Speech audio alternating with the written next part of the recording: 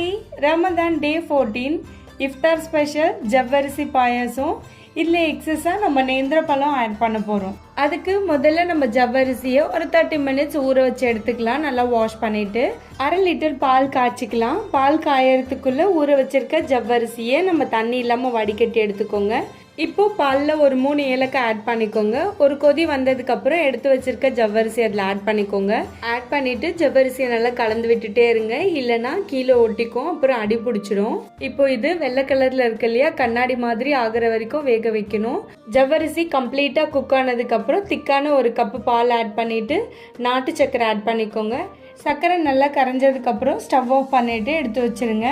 இப்போ நெய்யில் நேந்திர வாழைப்பழம், திராட்சை, முந்திரி, பாதாம் இதெல்லாமே வறுத்து எடுத்துக்கலாம். இப்போ நெய் ஆட் பண்ணிட்டு எடுத்து வச்சிருக்க நேந்திர வாழைப்பழத்தை வறுத்து எடுத்துக்கலாம். அது கூடவே முந்திரி, திராட்சையும் வறுத்துட்டு இந்த பாயாசத்தில் ஆட் பண்ணிடுங்க. இந்த மாதிரி பாயாசத்தில் நேந்திர வாழைப்பழம் ஆட் பண்ணி சாப்பிடும் போது டேஸ்ட் டிஃப்ரெண்ட்டாக இருக்கும், சாப்பிட்றதுக்கும் நல்லா இருக்கும்.